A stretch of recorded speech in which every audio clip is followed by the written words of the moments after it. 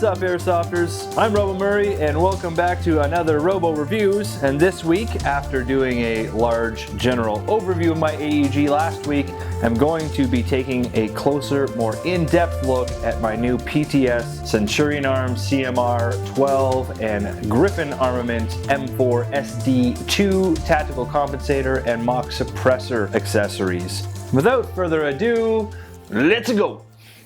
Newly arrived is my PTS Centurion Arms licensed CMR or Centurion Modular Rail system. It is a 12.5 inch length handguard, even though it's called the CMR 12.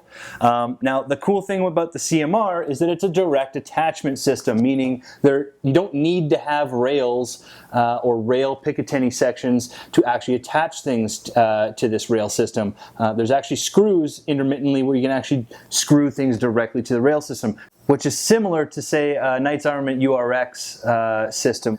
Now what I've got preloaded onto this handguard is the Centurion Arms accessory kit, where it comes with covers. Now I love these covers, low profile because of the direct attachment system, and I love the kind of golf ball style stippling that's going on there. Really comfortable in the hands. A PTS RVG vert grip on the front here, and it's actually attached via one of the accessory kit rail panels, which again, because it's a direct attachment system and it's contoured directly to the rail, these rail sections sit supremely low profile to the rail, unlike any other rail system I've ever kind of been able to play with. So what you get is, for accessories that don't attach directly to a rail system, you at least don't get this huge buffer of materials between that accessory and the rail itself. And I also, in addition to the vert grip, use a hand stop that comes with the accessory kit as well, but in my case it's actually to get some leverage with my index finger.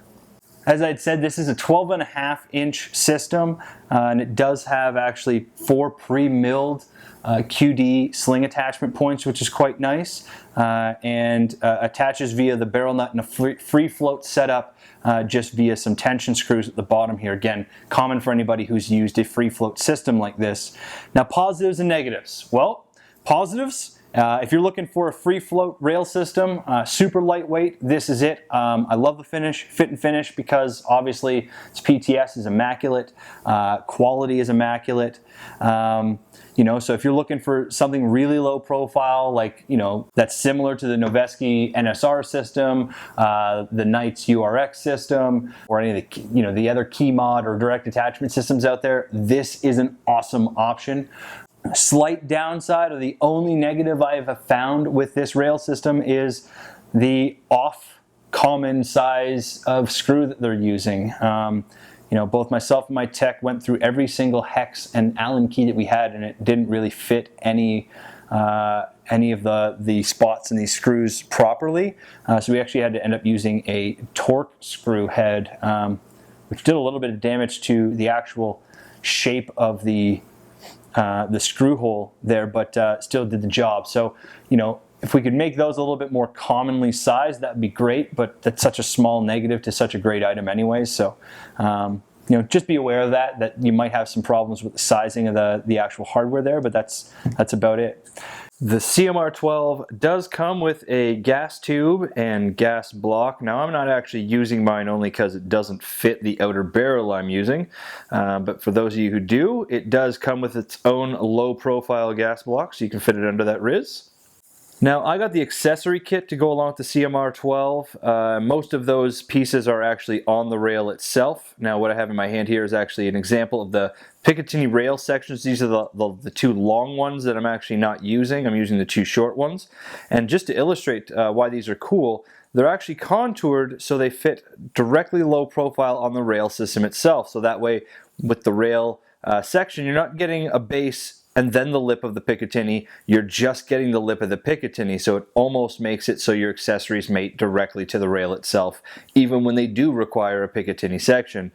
This is what one of the covers looks like. Now, on the other side, you'll see that it has notches that go across the actual cover itself, which allow you to cut it. That's what's happened to this one. I've actually cut this rail section just so it's a little bit more flush with how I want it to sit on the rail itself. What is also included is actually a direct mount, an offset direct mount for a Scout or Surefire Scout M300, or it's just slightly larger, M600, bigger brother.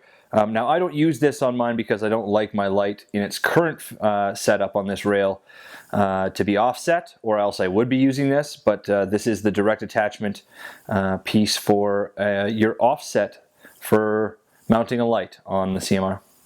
Now, in terms of the Griffin Armament tactical compensator, you know, in terms of airsoft, it doesn't do much other than looks. Now, me personally, I've always just been a fan of that Knights Armament style cage look compensator or BCE battle comp look. The Griffin Armament is quite similar to that. Now, the cool thing is they offer a couple different compensators and flash hiders that go with this next item, which is the Griffin Armament M4SD2 mock suppressor. Now in the real world we're talking about a real suppressor, but in this it's non-functional, doesn't suppress any noises. Now some of you might find the attachment system of the locking system familiar if you've used a Knights Armament Gen 1 system. It still has that kind of side locking latch for when you actually put the compensator over top.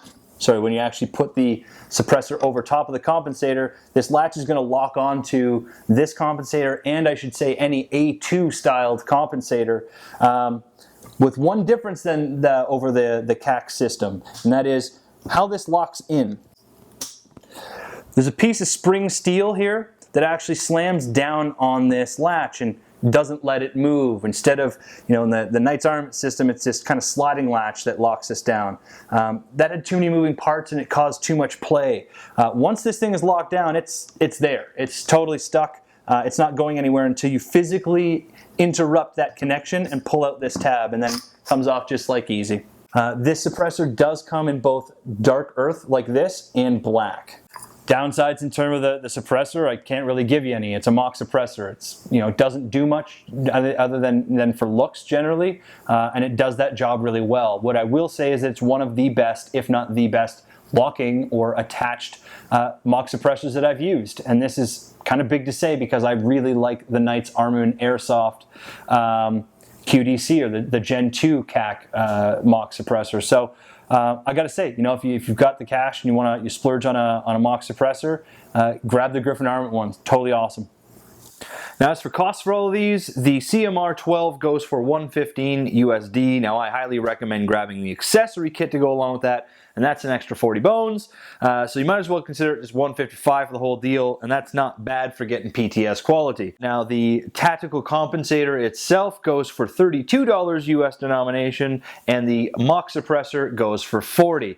So that directly competes with other suppressors on the market, like say the Magpul Knights Armament QDC suppressor, which goes for about $100 as well. And as always, guys, I will be putting the links to all the products that I reviewed in this video in the details below, so do check that out. I highly recommend you check out some of the new products by PTS. Again, address in the description below. There you have it, guys. There's my review for my PTS Centurion Arms and Griffin Armament accessories. Be sure to check out my next reviews, which will of course be my FCPC by Ferro Concepts and my Jonathan from Airsoftology inspired helmet setup. Thank you guys so much for taking the time to watch this review. If you liked it or didn't like it, please tell me in the comments below. And as always, do me a huge solid, like, share, and subscribe. And until next time, have fun playing Airsoft, being good community members, and defend what you love. Later, guys. Hey, like this hat? It's the Ferro Concepts Mountain Beanie. It's made for keeping your ears warm while you're kicking ass outside. It's pretty much the most comfortable hat I've ever owned. If you don't like them, pretty much like you don't like yourself or nature. So pick up one today at ferroconcepts.com.